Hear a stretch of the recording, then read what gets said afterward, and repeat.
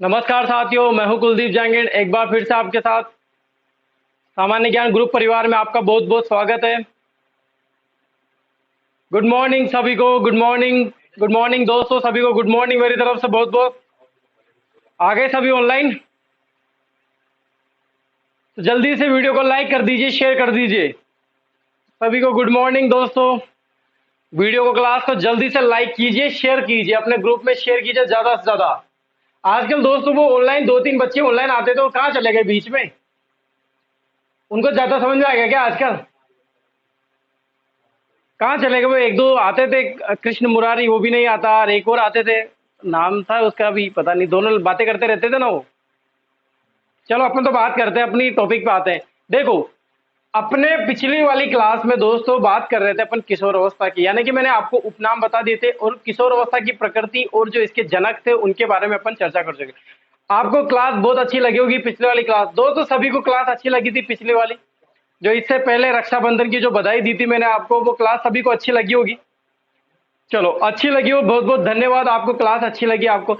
आज जो बात करने वाले हैं दोस्तों, वेरी वेरी इंपॉर्टेंट है दोस्तों, किशोर अवस्था के बारे में। किशोर अवस्था के बारे में जो बात करने वाले हैं वो है विशेषताओं के बारे में। उपनाम के साथ विशेषताएं भी जुड़ी हुई है, यानी कि जो बालक किशोर अवस्था का जो बालक रहता है उसमें किस प्रकार के गुण विकसित होते हैं, यानी कि उसका नेचर कैसा रहता है, वो किस तरह से उसमें अगर ये विशेषताएं पाई जाती है जो अपन बात करने वाले हैं, तो दोस्तों वो कौन सी अवस्था का बालक है? किशोर अवस्था का बालक है। अपन विशेषताओं के बारे में बात, चलो बोर्ड पे आते हैं, ध्यान लगाते हैं, एक एक विशेषताओं के बारे में चर्चा करते हैं। मैंने अभी इस बोर्ड पे जितनी विशेषताएं आनी थी मैंने लिख दी है दोस्तों। अब इनके एक एक समझाते हैं और एक एक विशेषताओं के बारे में जानते हैं। ठीक है दोस्तों, सभी को गुड मॉर्निंग। जो जो ऑनलाइन आ चुके हैं ना उनको गुड मॉर्निंग। सबने लाइक किया ना वीडियो, शेयर भी कर दिया? आते ही सबसे पहले आप वीडियो को लाइक कर दिया करें, ठीक है दोस्तों। रक्षाबंधन सभी की हो गई अच्छे से? चलो बताओ लड़कियां, तुम बताओ कितनी कितनी कमाई करी आपने रक्षाबंधन में? जल्दी जल्दी से बताना, लिखना शुरू कर दो जल्दी जल्दी से कमेंट बॉक्स में कि कितनी, सर मुझे इतनी की कमाई हुई है, सर मैंने इतने की कमाई हुई है। सभी ने कमाई तो की होगी ना, बाहर जा जाके राखियां बांधते हो जो आप। हाँ, नहीं नहीं कमाई कर रहे होंगे मुझे पता है। ड्रेस व्रेस दिलाई होगी किसी ने। लड़के जो है बेचारे खर्चे में रह गए। यही त्योहार ऐसा, भाई बहन का प्यार ही ऐसा है, क्या करें। चलो, बहुत बहुत बधाई दोस्तों आपको, जिसने रक्षाबंधन अच्छे से हो गई, सबको बहुत बहुत बधाई हो। देखो, अपन बात कर रहे हैं यहाँ पर किशोर अवस्था के बारे में। अंतिम अवस्था है दोस्तों जिसको अपन पढ़ने वाले हैं। इसकी विशेषताओं के बारे में अपन चर्चा करते हैं। देखो, पहली अवस्था के बारे में बात करते हैं, एक एक अवस्था को समझाता हूं और उसके बारे में जानेंगे। ठीक है, क्लियर है, आया समझ में? देखो चलते हैं। पहली अवस्था, समायोजन। किसकी बात कर रहे हैं दोस्तों? समायोजन का अभाव, एडजस्टमेंट। इंग्लिश में बोलते हैं दोस्तों समायोजन को एडजस्टमेंट, यानी कि समायोजन का अभाव होता है किसमें? किशोर अवस्था के बालक में। अब किस प्रकार का अभाव होता है सुनना। आपने जनरली देखा होगा दोस्तों, जो समायोजन होता है, एडजस्टमेंट होता है, वो बराबर के मध्य होता है। यानी कि ज्यादातर कैसे पसंद करते हैं? शेष अवस्था का बालक शेष अवस्था के साथ रहना ज्यादा पसंद करता है, बाल्यावस्था का बालक बाल्यावस्था के बालक के साथ रहना पसंद करता है। लेकिन किशोर अवस्था का बालक रहना ज्यादातर, आप अगर किशोर शेष अवस्था के बालक को देखोगे तो दोस्तों वो कहीं ना कहीं बड़े बच्चों के साथ भी खेलने लग जाता है। जो उसको प्रसन्न कर देता है उसी के साथ वो समायोजन कर लेता है। बाल्यावस्था का बालक जो है दोस्तों अपने सम उम्र के बालकों के साथ खेलता रहता है, लेकिन दोस्तों उसमें समायोजन का अभाव उसमें भी नहीं पाया जाता, क्योंकि उसमें दोस्तों भ्रमण करने की प्रवृत्ति और बाहर खेलने की प्रवृत्ति ज्यादा पाई जाती है। यानी कि जो उसको ज्यादा खिलाएगा, खेलने में ज्यादा भावना रहेगी। जो बड़े बच्चे रहेंगे, अगर किशोर अवस्था का बालक बाल्यावस्था के बालक क्रिकेट खेलने के लिए बुलाता है तो दोस्तों बाल्यावस्था का बालक खुश हो जाएगा, उसमें वो समायोजन कर लेगा अपने आप में। लेकिन दोस्तों एक बात ध्यान रखना, समायोजन का अभाव रहता है किशोर अवस्था में। यानी कि बच्चे, किशोर अवस्था के जो बच्चे रहते हैं, जो बालक रहते हैं, वो अपने उम्र के बालक के साथ ही एडजस्ट कर पाते हैं, अच्छा फील कर पाते हैं, खुश रह पाते हैं। जैसे मान लो अपने माता पिता को ले लीजिए, वो अपने माता पिता के साथ भी कंफर्टेबल महसूस नहीं करते। आपने देखा होगा कई जगह जो किशोर अवस्था के बालक बालिकाएं रहती है, वो अपने मम्मी पापा को टोकते रहते हैं, बार बार अलग रूम की डिमांड रखने लग जाते हैं कि मुझे अलग रूम चाहिए। मम्मी आप ऐसे कभी भी आ जाते हो, बोलने लग जाते हैं, पापा आप मेरे रूम से जाइए, अभी मुझे ना कुछ काम कर रहा हूँ, मम्मी मुझे परेशान मत कीजिए। दादा दादी रहेंगे तो दोस्तों बिल्कुल उनको डांटते रहते हैं, बार बार समायोजन नहीं कर पाते। मान लो जैसे कोई समझाने आ जाएगा बड़ा तो वो एडजस्ट नहीं कर पाएंगे। कहीं प्रोग्राम में गए तो दोस्तों अपनी उम्र के कोई दिखेगा नहीं तो दोस्तों बाहर निकल जाएंगे, लेकिन बड़ों के साथ 10 मिनट बैठने के बाद ऐसा लगेगा उनको जैसे 10 साल बिता दिए उन्होंने। तो दोस्तों क्या रहता है कि तनावपूर्ण स्थिति पैदा हो जाती है, यानी कि एडजस्ट नहीं कर पाते हैं किशोर अवस्था के बालक, समायोजन नहीं कर पाते अपने उम्र के अलावा दूसरे बच्चों के साथ। आया समझ में? दूसरे अवस्थाओं के साथ, जैसे बुजुर्ग अवस्था रही तो उसमें दोस्तों किशोर अवस्था का बालक एडजस्ट नहीं कर पाएगा अपने आप। ठीक है दोस्तों, ये बात हुई समायोजन का अभाव। आया समझ में आपको? छोटा सा वर्ड है, बिल्कुल आप क्लियरली समझ सकते हैं, कोई प्रॉब्लम वाली कोई इतनी बड़ी बात नहीं है। ठीक है दोस्तों, सेकंड अवस्था पे चलते हैं। आया समझ में? समझ में आया कि नहीं आया? क्लियर बताओ इसको। समझ में आ गया हो तो थंब डाल दिया करे दोस्तों। आया? दूसरी अवस्थाओं पे चले। देखो अब दूसरी विशेषता की बात करते हैं अपन। सेकंड विशेषता है मैंने इच्छाओं का बाहुल्य। बिल्कुल दोस्तों, वर्ड से पता चल रहा है इच्छाओं का बाहुल्य, यानी कि बहुत ज्यादा इच्छाएं रहती है दोस्तों किशोर अवस्था के बालक में। पहले साइकिल से अगर कोचिंग जाता था तो दोस्तों इच्छा आ जाती है कि मेरे पास क्या होना चाहिए दोस्तों, अब मेरे पास भी क्या होना चाहिए, अब मेरे पास मोटरसाइकिल होनी चाहिए दोस्तों। ड्रेस है, नई नई ड्रेसों की इच्छाएं रहती है बालिका है दोस्तों, नई नई हेयर स्टाइल कट में इच्छाएं रखती है दोस्तों, नई नई ड्रेसेस की इच्छाएं रखती है, स्कूटी लेने की इच्छा रखती है दोस्तों, बाहर घूम कर जाने की, दोस्तों के साथ फ्रेंड सर्किल में रहने की इच्छा, यानी कि अथाह इच्छा रहती है दोस्तों सौंदर्य के प्रति, इनके सामान दोस्तों लाने की इच्छा, मोबाइल रखने के प्रति, चेंज करते रहने की प्रति, यानी कि इच्छाओं की जो बहुत ज्यादा किसमें रहती है, किशोर अवस्था में। इच्छाओं का बाहुल्य, सबसे ज्यादा इच्छाएं किसमें पाई जाती है, किशोर अवस्था में। आपको ये ध्यान रखना है। ठीक है दोस्तों, समझ में आया? अब इच्छाएं की बाहुल्य देखेंगे दोस्तों, कल्पना का बाहुल्य। इच्छाएं मन में आएगी दोस्तों तो दोस्त बालक क्या करेगा, कल्पना करने लग जाएगा। मान लो जिस इच्छा की पूर्ति नहीं होती है उसको, कि यार अपना एक घर ऐसा होना चाहिए, पड़ोसी को देखा दोस्तों कि अपना घर तो बहुत बेकार है, इस पड़ोसी का सामने वाले का घर बहुत अच्छा है, मेरे पास भी घर कैसा होना चाहिए, ये सामने पड़ोसी वाले घर जैसा होना चाहिए। तो दोस्तों मन में इच्छा जागी और इच्छा की पूर्ति अभी नहीं कर पाते, कब करेंगे, बाद में करेंगे। तो दोस्तों कल्पना करने लग जाता है। मैंने बताया था ना दोस्तों, स्वप्न देखने लग जाएगा, दीवा स्वप्न देखने लग जाएगा, स्वप्नों में कल्पना करने लग जाता है, बैठे बैठे कल्पना करेगा दोस्तों अपना घर ऐसा होना चाहिए, मेरी वाइफ ऐसी होनी चाहिए दोस्तों। अगर मान लो जिस इच्छा की पूर्ति, जैसे मान लो उसकी गर्लफ्रेंड बनानी है या बॉयफ्रेंड बनाना है लड़कों, तो दोस्तों इच्छा थी कि मेरा बॉयफ्रेंड ऐसा होना चाहिए, मेरी गर्लफ्रेंड ऐसी होनी चाहिए।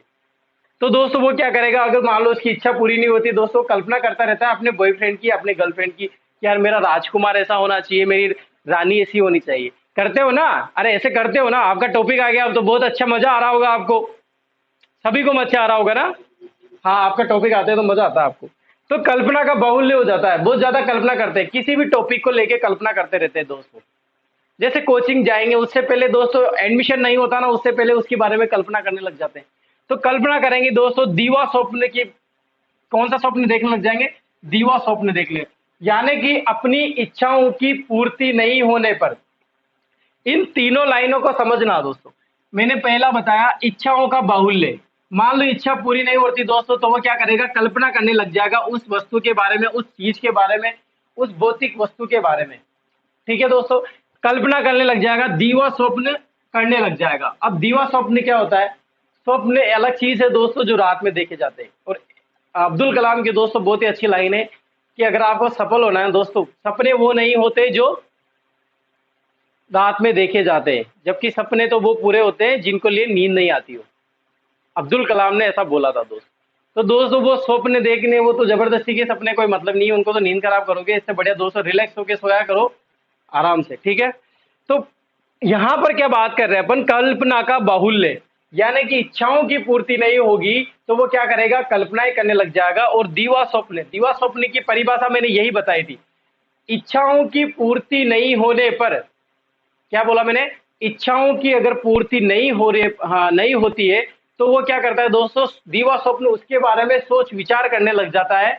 और कुछ क्षण के लिए, कुछ क्षण के लिए क्या हो जाता है दोस्तों, खुश होने लग जाता है, यानी कि मजा आने लग जाता है दोस्तों, दीवा स्वप्न करता है तो, यानी कि वो अनुभव कर लेता है, उस चीज को अनुभूति से ले लेता है कि हाँ मेरे पास ऐसा होगा तब मैं ऐसा खुश रहूंगा, ऐसी लाइफ स्टाइल जीनी है मुझे, मेरी ये इच्छा है, मेरे पास बंगला होना चाहिए, बहुत बड़ा बंगला होना चाहिए, 2-3 गाड़ियां होनी चाहिए, 10-20 घड़ियां होनी चाहिए, 1-2 बेल्ट होनी चाहिए, 50-60 जूते होने चाहिए। तो ये इच्छा ही करता है दोस्तों किसमें, किशोर अवस्था के बालक में।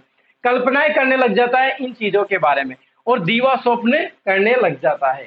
ठीक है दोस्तों, क्लियर है कि नहीं है? समझ में आया कि नहीं आया आपको? ये सब समझ में आना चाहिए दोस्तों। डिटेल से समझा रहा हूं मैं आपको, एक एक वर्ड, एक एक लाइन समझा रहा हूं कि आपको कोई प्रॉब्लम नहीं हो। एक बार फिर से देखना, समायोजन का अभाव यानी कि एडजस्टमेंट, कंफर्टेबल नहीं हो पाता है, कंफर्टेबल महसूस नहीं करता है अपनी अवस्थाओं के विपरीत बालकों के साथ।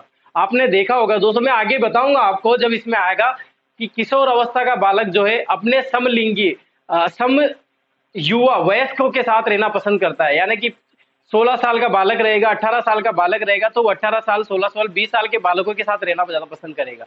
इनका एक ग्रुप रहता है, समूह रहता है, जिसमें विपरीत लिंग के लोग भी पाए जाते हैं। जैसे आपने कॉलेज में देखा हो, स्कूल में देखा हो दोस्तों, तो 2-3 लड़के रहेंगे तो 2-3 लड़कियां भी रहेगी और साथ का एक ग्रुप बना लेते हैं। 6-7 का ग्रुप चलता रहता है जिसमें लड़की प्लस लड़के दोनों रहते हैं। जबकि अपने बाल्यावस्था में जो बात करी थी, अपन ने बाल्यावस्था में बात करी थी कि समलिंगीय पाया जाता है, विपरीत लिंग के प्रति आकर्षण नहीं पाया जाता, वहां पर समलिंगीय पाया जाता है। यानी कि बालक बालक के साथ खेलेगा, बालिका बालिका के साथ रहना ज्यादा पसंद करती है। ये पाया जाता था बाल्यावस्था में। तो समायोजन का अभाव रहता है। कहीं बाहर जाएगा दोस्तों तो कोई अगर हम उम्र का बालक नहीं रहेगा। यानी कि मैं आपको एक लाइन में बात कहूं दोस्तों, तो उम्र को ज्यादा तवज्जो देते हैं कौन? किशोर अवस्था के बालक। यानी कि शेष अवस्था का बालक भी उम्र को ज्यादा अहमियता नहीं देता है, बाल्यावस्था का बालक भी जो है उम्र को ज्यादा अहमियता नहीं देता है, जबकि किशोर अवस्था का बालक जो है उम्र को ज्यादा तवज्जो देता है। यानी कि मेरी उम्र के बालक जो है वही सब कुछ है, बाकी और कचरे हैं या बाकी और कुछ भी नहीं है। इसीलिए दोस्तों वो समायोजन नहीं कर पाता है। क्लियर है दोस्तों? समझ में आया? इसके बाद इच्छाओं का बाहुल्य, बड़ी बड़ी इच्छाएं दोस्तों, सपनों में उड़ते रहते हैं। मैंने बताया था ना, अवास्तविकता की आयु भी बोला जाता है किसको? किशोर अवस्था को। बड़ी बड़ी बातों में उड़ते रहते हैं दोस्तों, बड़े बड़े ख्वाब देखते रहते हैं, चाहे कोई कुछ भी ना हो, वो कुछ भी नहीं है, जीरो है बिल्कुल। लेकिन ख्वाब ऐसे देखेंगे दोस्तों जैसे अपने पिताजी करोड़पति हैं और मैं खुद भी अरबों का बिजनेस करता हूं, और है ना, बड़ी बड़ी बातें करते हैं दोस्तों। कल्पना करने लग जाएंगे उस चीज के बारे में, इच्छाओं की पूर्ति नहीं हो तो दीवा स्वप्न करने लग जाते हैं। ये हुई बात अभी तक की। समझ में आया कि नहीं आया दोस्तों? समझ में आना चाहिए। यहां पर जो है दोस्तों शब्दों का ही खेल है, शब्दों के बाण चल रहे हैं और उनके साथ अपन को खेलना है। जो पेपर में आएगा दोस्तों, वो मैं अभी भी कह रहा हूं, मैं हर क्लास में बोलता हूं, कुछ भी नहीं आएगा इनमें से। ये लो, मैं बोल रहा हूं ना, 0% आएगा। आपको समझना क्या है दोस्तों, यहाँ पर शब्द समझने, खेल समझना है शब्दों का। और जो आजकल के एग्जाम जो हो रहे हैं दोस्तों, शब्दों पे ही हो रहे हैं। जिसको शब्द पहचान में आ गए, क्वेश्चन तो वही हो रहे हैं दोस्तों। महाराणा प्रताप का जन्म कब हुआ था, अभी भी आ जाएगा। तो बच्चे क्यों गलत करते हैं इसको बताओ मुझे? क्योंकि वो शब्द में ऐसे डाल रहा है दोस्तों। जन्म पूछेगा तो ऐसी लाइन लिखेगा, तो आधों को तो यही पता नहीं चलता कि जन्म पूछ रहा है कि क्या पूछ रहा है। शब्दों पे ज्यादा ध्यान दे दोस्तों, यही कहूंगा। और जीरो बनकर पढ़े, होशियार ना बने, होशियारगिरी ना दिखाएं सामने आके कि हाँ मैं कर सकता हूं। ये ऐसी भावना नहीं रखे दोस्तों। बिल्कुल नॉर्मल सी लाइफ जिए और नॉर्मल से पेपर को नॉर्मल से तरीके, जैसे अपन 10th 9th के पेपर देते हैं ना, उस तरह से अगर पेपर दोगे आप तो बिल्कुल सिलेक्शन ले पाओगे।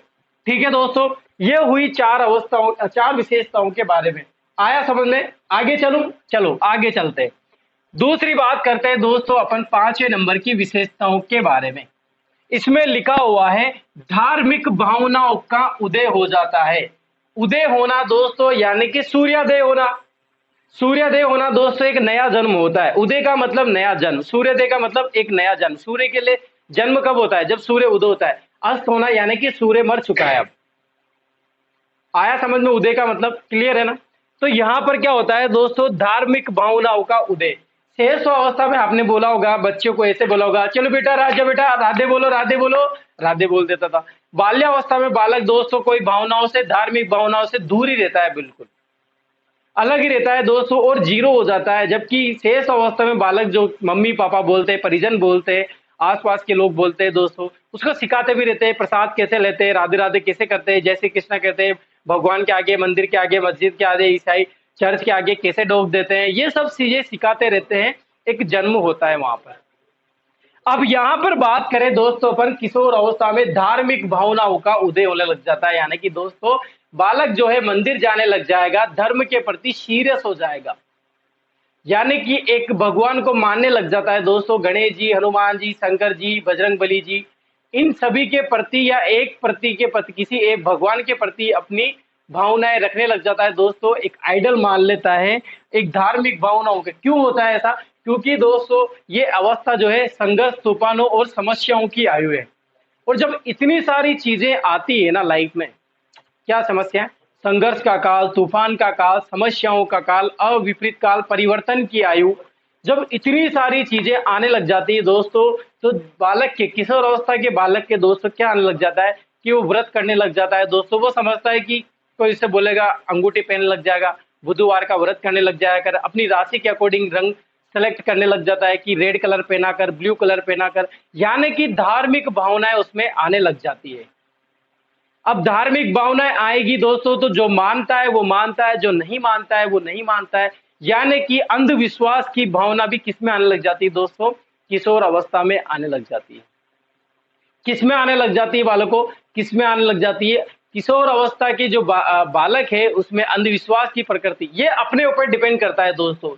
सामाजिक को मैं मानता हूं या नहीं मानता हूं, मेरे अनुसार समाज बेकार है तो किशोर अवस्था का बालक सोचता है। मेरे अनुसार दोस्तों समाज ही सब कुछ है तो वो भी किशोर अवस्था का बालक सोचता है। मैं फैमिली को लेके चलना चाहता हूं तो कोई फैमिली को लेना नहीं चाहता, लेकर नहीं चलना चाहता। कोई लव मैरिज करना चाहता है तो कोई अरेंज मैरिज करना चाहता है। तो लव मैरिज करेगा दोस्तों उसके अकॉर्डिंग प्रॉब्लम आएगी, कोई अरेंज मैरिज करेगा तो उसके अनुसार जो है उसकी लाइफ चलेगी। ये सब मेरे अकॉर्डिंग, यानी कि किशोर अवस्था की जो एज के अकॉर्डिंग चलता रहता है, उस पर डिपेंड करता है। यानी कि धार्मिक भावना जब आएगी दोस्तों तो बिल्कुल सही बात है कि अंधविश्वास भी बढ़ने लग जाता है। कई बार अंधविश्वास नजर आ जाता है तो अपनी अपनी राय फेंकने लग जाते हैं कि दोस्त ऐसा क्यों करता है, ऐसा कुछ भी नहीं, ये सब बेकार की बातें हैं। ये अपने अपने नियम है दोस्तों जो बना सकता है वो। ठीक है दोस्तों, आया समझ में? धार्मिक भावनाओं का उदय होने लग जाता है। आया आपको समझ में? क्लियर है? आगे चलें, आगे चल दो। ये भी एक ही वर्ड है दोस्तों, परमार्थ की भावना भी आने लग जाती है। इसको समझाने की जरूरत नहीं है, ये धार्मिक भावनाओं का उदय और परमार्थ की भावनाओं का उदय ये एक ही चीज है। अब देखो यहां पर समझो, वीर पूजा, क्या बोला मैंने? वीर पूजा, नायक पूजा की प्रकृति किसमें पाई जाती है दोस्तों? किशोर अवस्था के बालक में पाई जाती है। यानी कि दोस्तों किशोर अवस्था का जो बालक है वो एक आइडल मानने लग जाता है, एक महापुरुष की पूजा करने लग जाता है, एक माता पिता की पूजा करने लग जाता है, एक गुरुजनों को अपना आइडल मानने लग जाता है। महापुरुष की बात करें जैसे दोस्तों, कोई गांधी जी को मानने लग जाता है, गांधी जी के आदर्शों पे चलने लग जाता है, तो कोई विवेकानंद जी के आदर्शों पे चलने लग जाता है, कोई ज्योतिबा फूले के आदर्शों पे चलने लग जाता है, तो कोई अंबेडकर के आदर्शों पे चलने लग जाता है। इस तरह से कोई भगत सिंह के आदर्शों को अपना लेता है कि भगत सिंह मेरे हिसाब से बहुत ज्यादा सही थे, मेरे हिसाब से गांधी जी सही थे, मेरे अनुसार विवेकानंद जी सही थे। यानी कि दोस्तों उसमें वीर पूजा का मतलब दोस्तों उसमें सैनिक साहस भी, जो ये देशभक्ति के गुण। अब ये अपने अकॉर्डिंग है दोस्तों, कोई देश की सेवा करना चाहता है तो कोई देश की सेवा के नाम पर नौकरी करना चाहता है, ये अपने अकॉर्डिंग चलता है दोस्तों। अपने अंदर कौन सी प्रकृति भावना चल रही है, किस प्रकार की प्रकृति पाई जाती है, ये उस बालक पर निर्भर करता है। आपने देखा होगा जनरली दोस्तों बहुत सारे गलत व्यक्तियों को आइडल मान लेते हैं दोस्तों, तो वो उसकी मानसिकता है।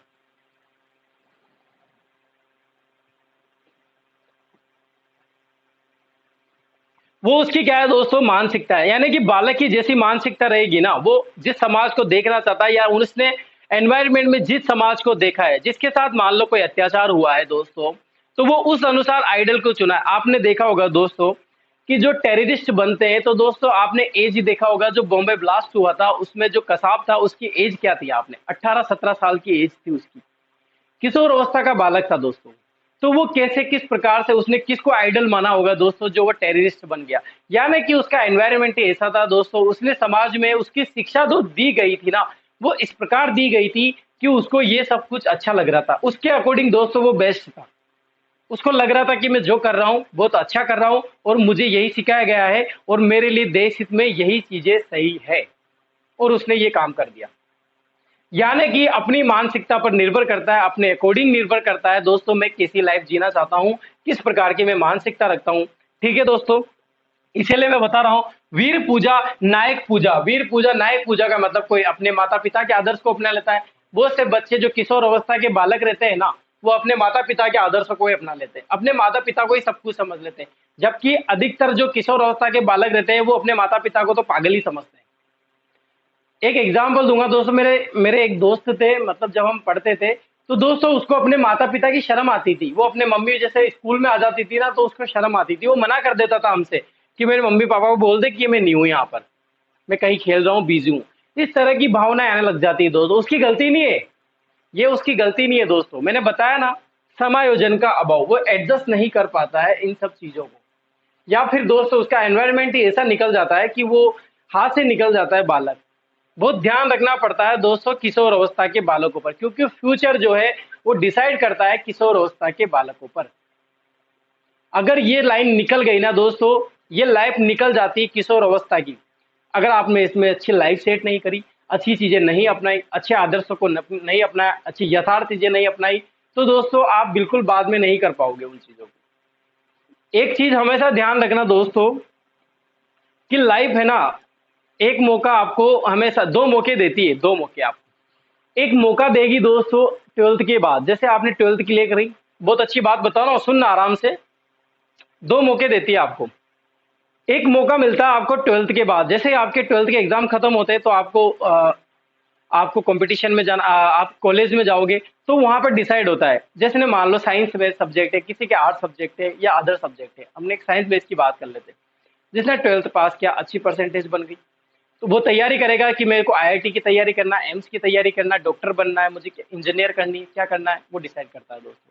वो तैयारी करने जाता है। अगर वहां पर वो पढ़ाई नहीं करता है दोस्तों, अच्छी मेहनत नहीं कर पाता है, समायोजन नहीं कर पाता है दोस्तों, तो उसके साथ क्या होगा?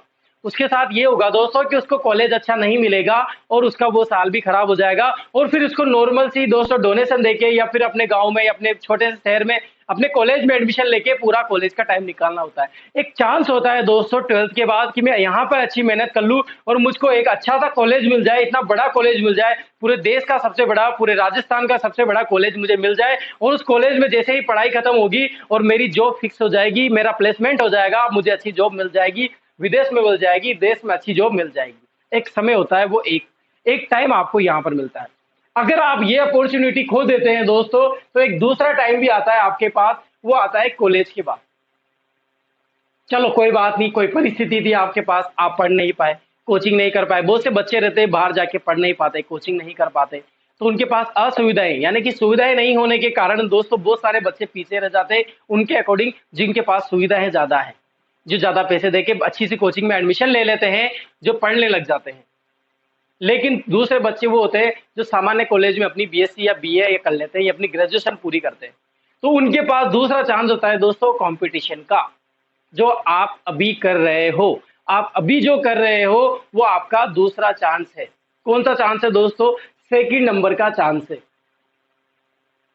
यानी कि अब इसके बाद कोई चांस नहीं आने वाला है, क्योंकि आपकी उम्र लगभग हो चुकी है 21 22 23 की एज हो चुकी है ना दोस्तों। कंफर्टेबल होना, इस बात पे आप मानते हो ना कि हमारी एज ये है। अब दोस्तों आप मुझे ये बताइए कि अगर आपको ये दूसरा चांस मिला है, अगर आप अच्छी तैयारी नहीं करते हो, किसी जॉब के प्रति सीरियस नहीं हो, अपनी लाइफ के प्रति सीरियस नहीं हो, अपने फ्यूचर के प्रति सीरियस नहीं हो, तो अगर आप अभी तैयारी नहीं करोगे तो 1-2 साल बाद आपकी शादी हो जाएगी और फिर कौन सी तैयारी हो जाएगी? लड़कियों में तो दोस्तों लड़कों से 2-3 साल 4 साल पहले शादी हो जाती है। अगर मान लो लड़कियां अभी मेहनत नहीं करके नौकरी नहीं लग पाती है, तो दोस्तों बार बार मौके थोड़े ना मिलता है। ससुराल में जाएंगे, फिर वहां पर नियम लगेंगे ससुराल के। ससुराल वाले चाहेंगे कि कोचिंग करनी है या नहीं करनी है, अब मैं डिसाइड करूंगा। अब आप थोड़े ना डिसाइड कर पाओगे, आपकी मन मर्जी थोड़े ना चला पाओगे। अगर आपने अपनी मन मर्जी चलाई दोस्तों, तो बिल्कुल आपका जो रिश्ता है वो डगमगाने लग जाएगा। जहां पर एक जैसी सोच रहती है ना, वो अपने घर पे ही चल सकता है ऐसा माहौल। आप अलग जगह जा रहे हो। बॉयज के साथ भी यही रहेगा दोस्तों। अब बॉयज मान लो अगर कंपटीशन की सेकंड चांस में तैयारी नहीं कर पाते, अच्छी जॉब नहीं लग पाते हैं, तो इनके पास बार बार चांस आने लग जाएगा, नहीं आने लग जाएगा। क्योंकि माता पिता को भी वही बच्चे ज्यादा अच्छे लगते हैं दोस्तों। मैं बच्चों में भेद बताता हूँ अब माता पिता की। माता पिता को वही बच्चे अच्छे लगते हैं जो काम करते हैं। जो दिन भर पड़े रहते हैं दोस्तों, माता पिता भी फिर उनका इतना आदर सम्मान नहीं करते। आपको जनरली आपने एक एग्जाम्पल देखा होगा, एग्जाम्पल बताता हूं मैं आपको, कई घरों में देखा होगा ऐसा। आपका बड़ा भाई है जो जॉब करता है, और एक आप हो जो बिल्कुल जॉब नहीं करते हो। बड़ा भाई छुट्टियों में आता है घर पे, और वो 10 दिन की छुट्टियों में आता रहता है, और 10 दिन तक सोता रहता है, कुछ काम करता रहता है। मान लो जैसे वो कई छुट्टियों में आया, एक दिन आया, संडे को आया, तो संडे के दिन वो सुबह के 10 बजे उठता है। तो दोस्तों माता भी इतने प्यार से पूछती है कि बेटा आज छुट्टी थी, आज ऑफिस नहीं गया, अच्छा छुट्टी होगी, चलो चलो कोई बात नहीं, सो जाओ बेटा सो जाओ।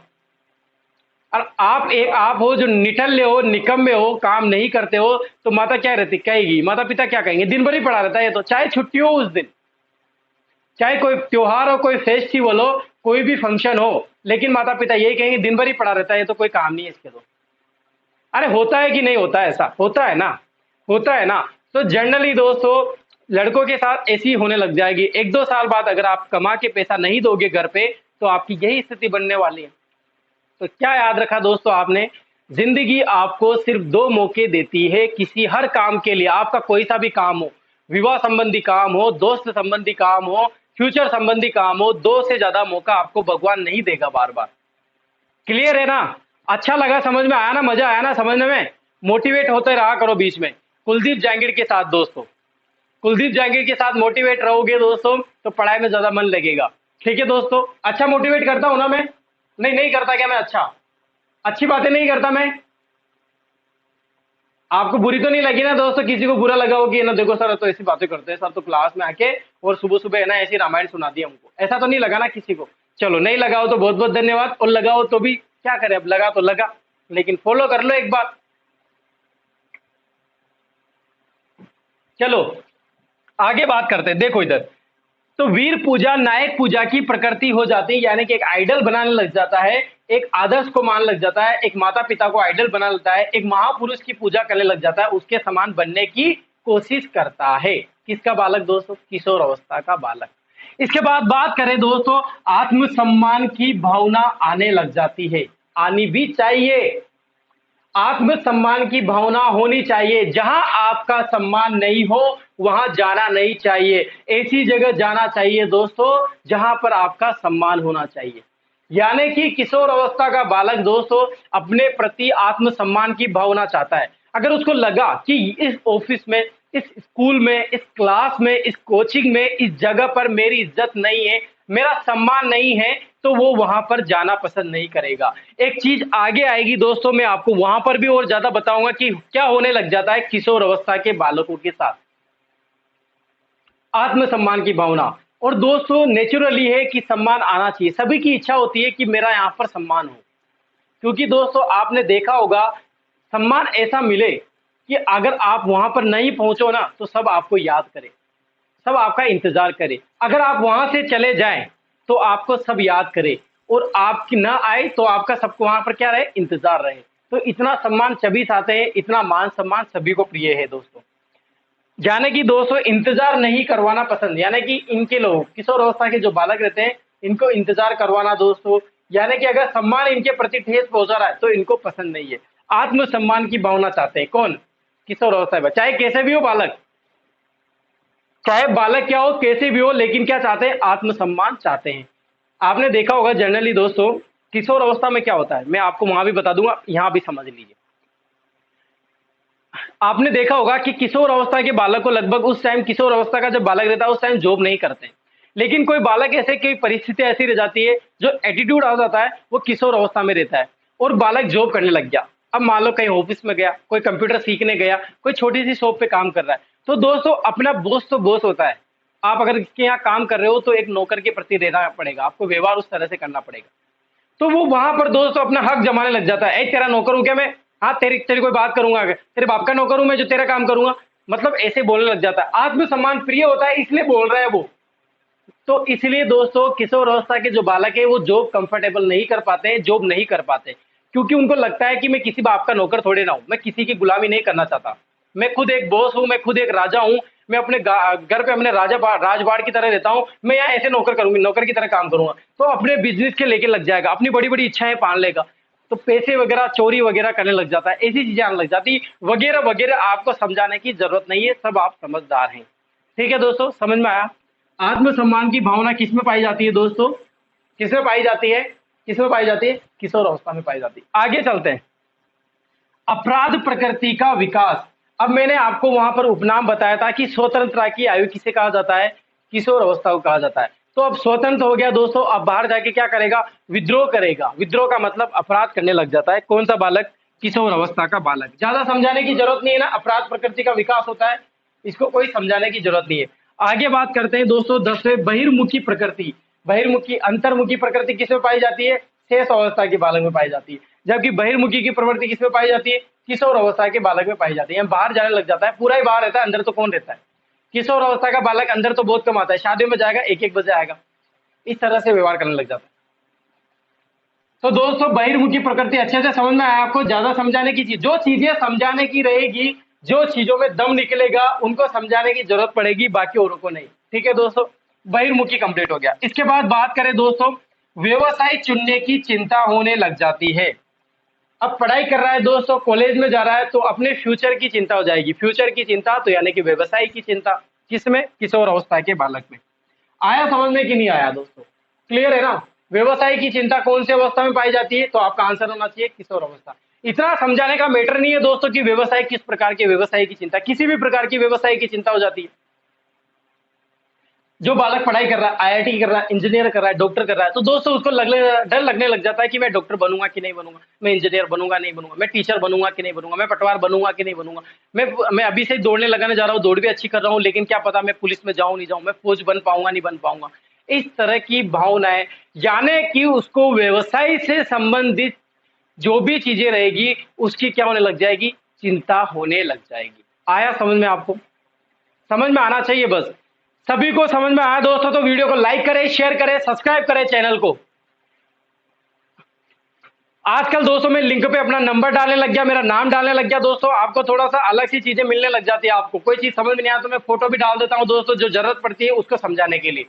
आपको असुविधाएं नहीं होने देंगे दोस्तों। अगर आपको समस्या, साइकोलॉजी से कोई भी चीज समस्या संबंधित प्रॉब्लम है तो आप मेरे नंबर सेव कर लेना, जो इस लाइन में लगे नजर आ जाएंगे दोस्तों। अभी आपको मेरे डिस्क्रिप्शन पे, चैनल पे भी मैं डाल दूंगा, और अभी वीडियो में मेरे नंबर दिख जाएंगे। आप वीडियो पे मेरे को डायरेक्ट संपर्क कर सकते हैं, मेरे व्हाट्सअप नंबर यही है। तो आप इससे संबंधित कोई भी जानकारी मुझे ले सकते हो। ठीक है दोस्तों, कोई प्रॉब्लम नहीं होनी चाहिए आपको साइकोलॉजी से संबंधित।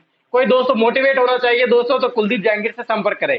ठीक है दोस्तों, मोटिवेट ऐसा होना चाहिए दोस्तों जो अपने परिवार में, बिल्कुल आपने देखा हो कि हाँ मैं ऐसा देख रहा हूँ। जो देखते हैं ना वही सीखते हैं, याद रखना इस चीज को।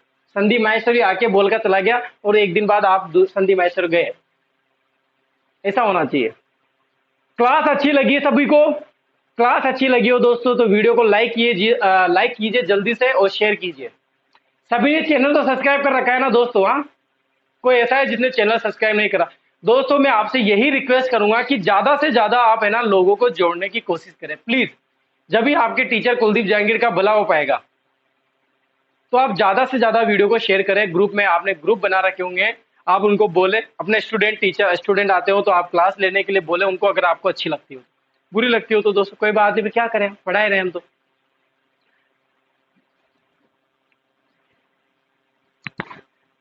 ठीक है दोस्तों, चलो आगे बात करते हैं हम। अब बहिर्मुखी प्रकृति हो गई दोस्तों, इसके बाद व्यवसाय चुनाव चिंता होगी। चहुमुखी विकास, समझना इसको, चहुमुखी।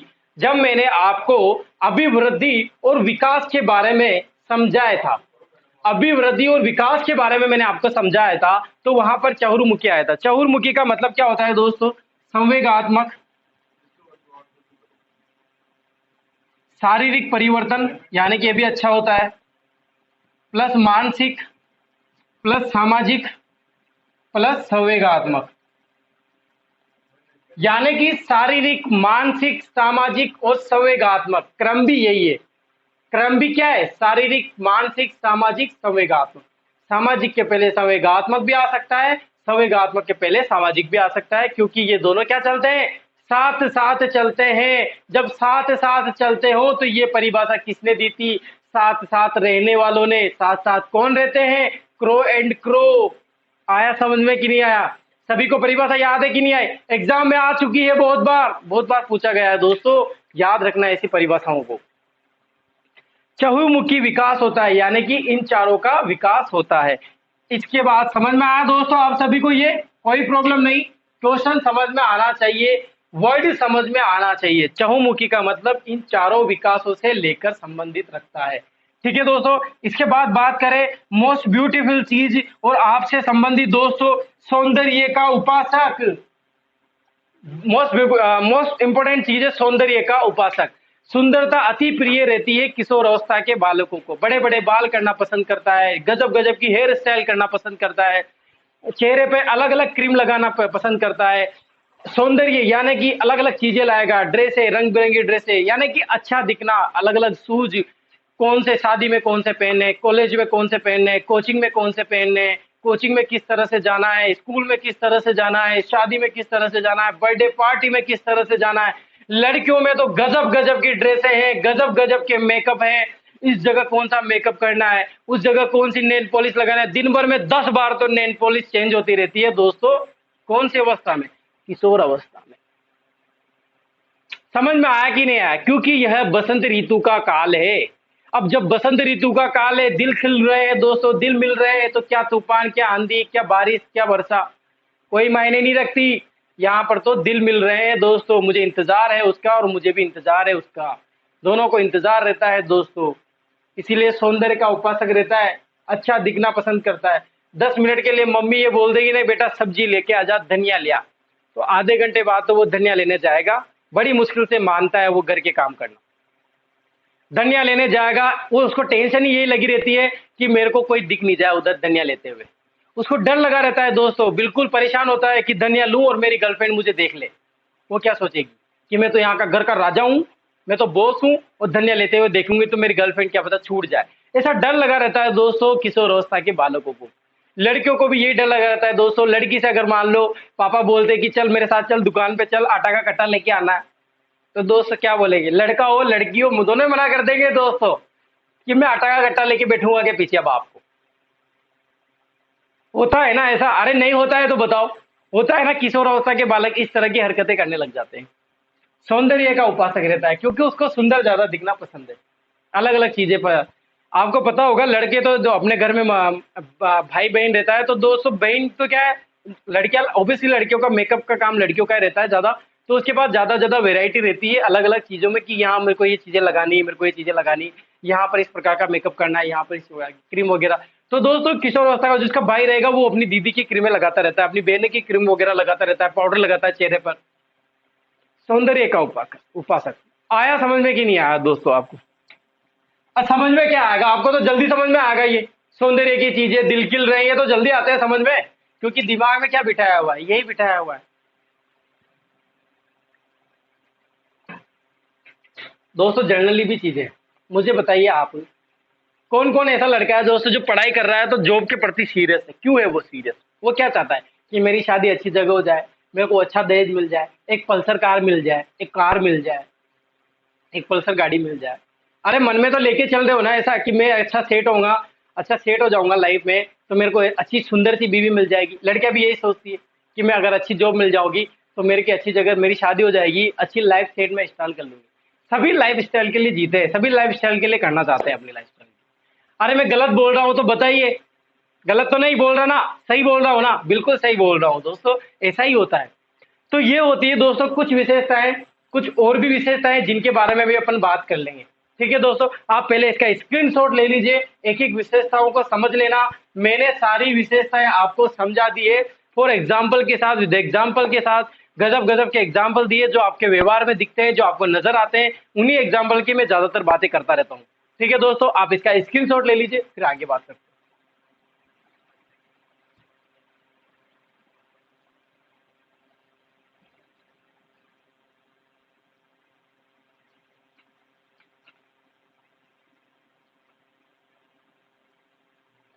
चलो बात करते हैं दोस्तों अगली विशेषताओं के बारे में। इससे पहले मैं इनको मिटा देता हूं ताकि आपको अच्छे से समझ में आ जाए।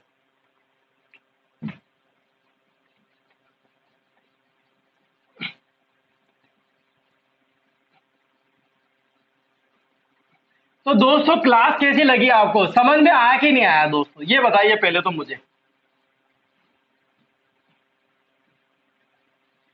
समझ में आना चाहिए दोस्तों, बाकी और कुछ आया नहीं आए दोस्तों। बारिश हो, आंधी हो, तूफान हो दोस्तों, कैसा भी समय हो, लेकिन समझ में आना चाहिए दोस्तों। कैसे भी समझो आप, लेकिन चीजें समझ में आनी चाहिए दोस्तों। उल्टा बैठो, सीधा बैठो दोस्तों, लेट के पढ़ो, कैसे भी पढ़ो, depend on your choice.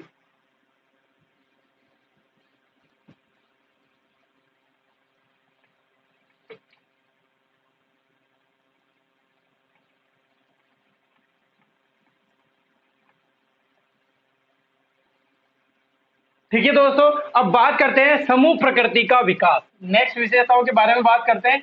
Number तो मैं भूल गया, मैं स्टार लगा देता हूं। समूह वयस्क प्रकृति। यहां पर एक चीज ध्यान देना दोस्तों, समूह वयस्क, इसका मतलब इतना है कि अपनी उम्र को तवज्जो देता है, अपनी उम्र को, उम्र हम उम्र के साथ, हम उम्र के साथ पसंद करता है। डायरेक्ट लिख देता हूं, समझ में आ जाएगा दोस्तों आपको। हम उम्र के साथ पसंद करता है रहना, समूह उम्र के साथ। नोट लगाना दोस्तों, यहां पर ही लिखा देता हूं अन्य विशेषताओं के बारे में। देखो, अगर आपसे क्वेश्चन ये पूछ लेता है कि समलिंगीय व्यवहार किसमें पाया जाता है, या समलिंगीय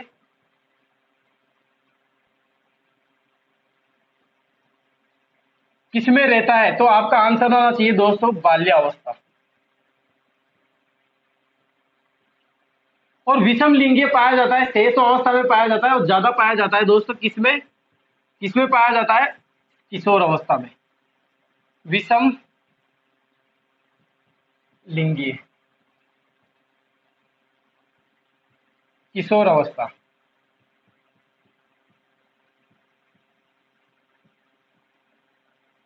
किसमें पाया जाता है दोस्तों, किशोरा अवस्था में। यानी कि किशोर अवस्था में जो बालक बालिकाएं होती है वो विषम लिंगी के प्रति अट्रैक्शन रखती है, यानी कि गर्लफ्रेंड बॉयफ्रेंड बनाना पसंद करते हैं। फ्रेंड बनाएंगे दोस्तों तो बिल्कुल अपने ऑपोजिट बनाएंगे, लड़का रहेगा तो लड़कियों को पसंद करता है ज्यादा, लड़की रहेगी तो लड़कों को पसंद करती है। जबकि बाल्यावस्था में क्या रहता है, बालक बालक के साथ खेलता है, बालिका बालिका के साथ खेलती है, यानी कि बालक बालक के साथ रहना पसंद करता है, जबकि बालिका बालिका के साथ रहना पसंद करती है। इनके ग्रुप भी ये ऐसे ही रहते हैं। बाल्यावस्था के जो ग्रुप रहेंगे दोस्तों वो बालक के बालक के रहेंगे और बालिका के बालिका के रहेंगे। जबकि विषम लिंगीय जो किशोर अवस्था में जो समूह पाया जाता है वो समूह वयस्क पाया जाता है, यानी कि एक वयस्कों का रहता है, एक हम उम्र का ग्रुप रहता है, और उस ग्रुप में लड़के प्लस लड़कियां दोनों प्रकार के लोग रहना पसंद करते हैं। यानी कि विषम लिंगीय, इस विषम लिंगीय व्यवहार किसमें पाया जाता है दोस्तों, किशोर अवस्था में पाया जाता है। आपको ये चीज ध्यान रखनी है, एग्जाम में पूछ लेता है दोस्तों, शब्दों का ही खेल है यहाँ पर, इसी चीज को समझना है अपन को। गलत मत लगा देना वहां पर, वहां पर आपको गलत नहीं लगाना है दोस्तों, समझना है इस चीज को। विषम लिंगीय पूछ लेता है तो आपका आंसर क्या आना चाहिए, किशोर अवस्था आना चाहिए। जबकि समलिंगीय आ जाता है तो आपका आंसर क्या आना चाहिए, बाल्य अवस्था आना चाहिए। समझ में आया दोस्तों? ठीक है दोस्तों, इसके बाद बात करें दोस्तों अपन, पहले आप इसको लिख लीजिए, चलो इधर देख लेते नहीं तो वाला आदर्शवाद बनाम यथार्थवाद।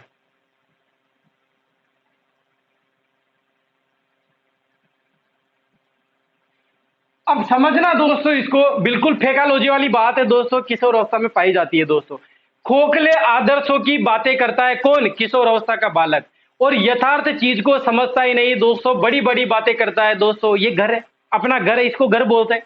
ये पलंग है, ये इसको पलंग बोलते हैं। मैं रहूंगा जब देखना, मैं पलंग लेके आऊंगा, मैं देखना जब घर बनाऊंगा, जब मैं देखना, चाहे कुछ कुछ भी नहीं हो दोस्तों, कोई कुछ है ही नहीं दोस्तों, बड़ी बड़ी बातें फेंकते रहते हैं।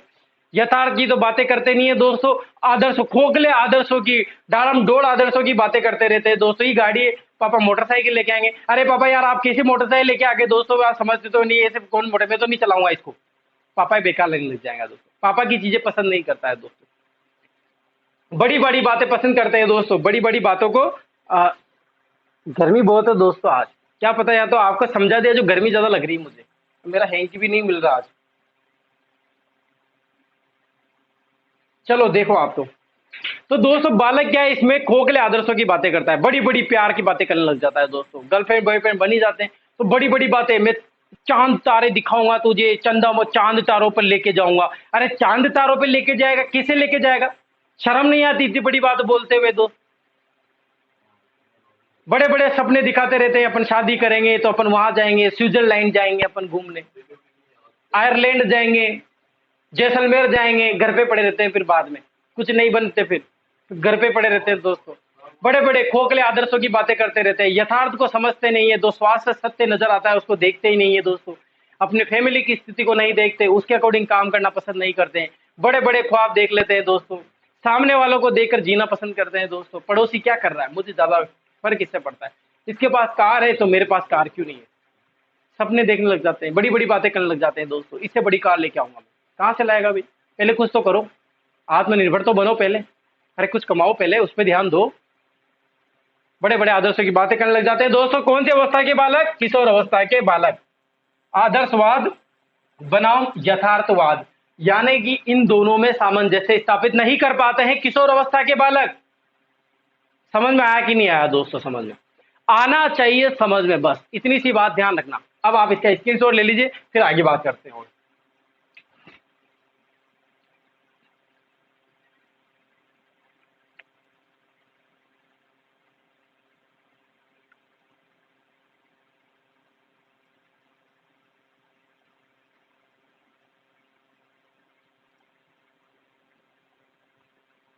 मिटा दो दोस्तों।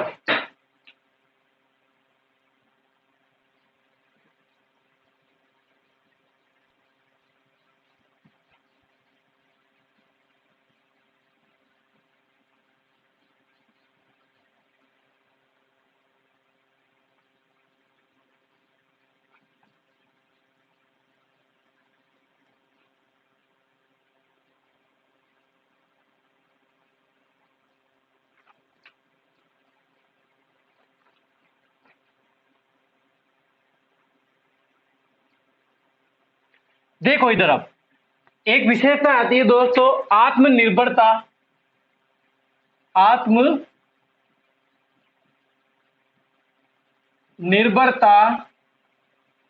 बनाम निर्भरता,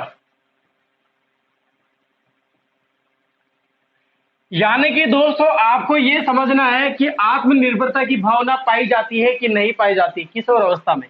बिल्कुल पाई जाती है दोस्तों। आत्मनिर्भरता, निर्भरता का मतलब देखना, निर्भर होना दोस्तों, हर प्रकार से निर्भर होना। आत्मनिर्भरता का मतलब जैसे खाना स्वयं बना लेता है, बिल्कुल किशोर अवस्था का बालक, मम्मी नहीं रहती तो खाना बना लेता होगा दोस्तों, अपने आप नहा लेता है, अपने आप कपड़े पहन लेता है, अपने आप चीजों को रख लेता है दोस्तों, बेड बिस्तर वगैरह जो भी अपने आप, जो आत्म चीजें होती है दोस्तों, अपने अंदर से जुड़ी हुई चीजें रहती है, उनको वो स्वयं कर लेता है। अपनी चीजों का ध्यान रखना ये वगैरह सब जानता है वो।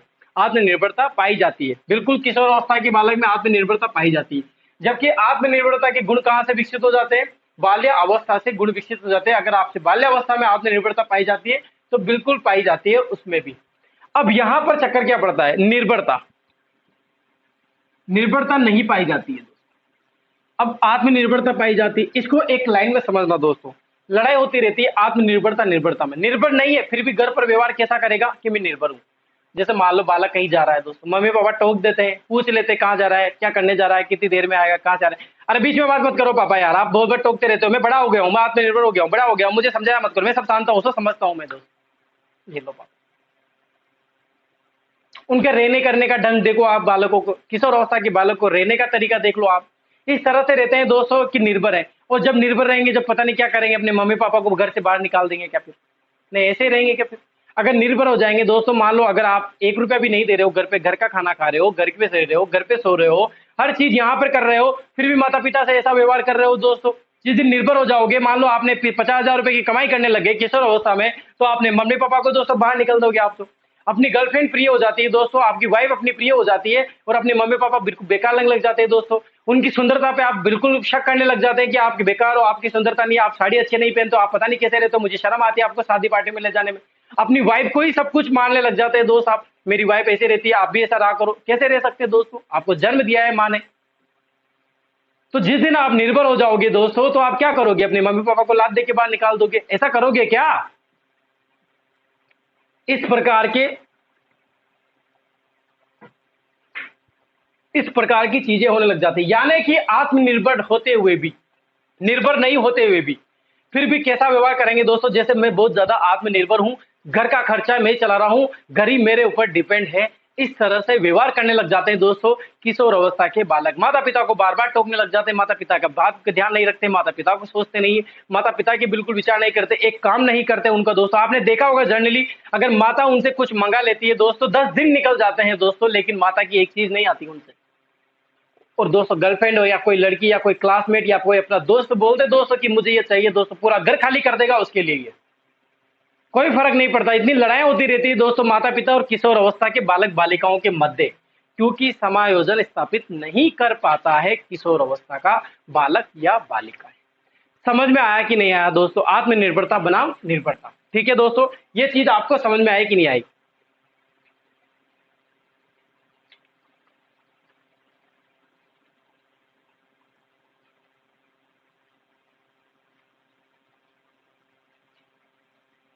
मिटा दो दोस्तों इसको। बहुत गर्मी लग रही है दोस्तों, आज बहुत ज्यादा गर्मी लग रही है, इतनी गर्मी लग रही है पूछो मत आप।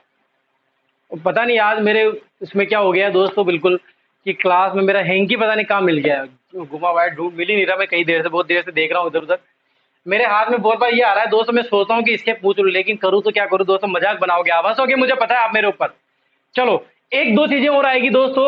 आत्म संप्रत्यय की भावना भी इसी में पाई जाती है। आत्म संप्रत्यय, आत्म संप्रत्यय की भावना भी किसी में पाई जाती है दोस्तों? किशोर अवस्था के बालक में। और दोस्तों और बात करें दोस्तों, विशिष्टता की भावना, अलग दिखना, ये पहले भी बता चुका हूं मैं। विशिष्टता की भावना,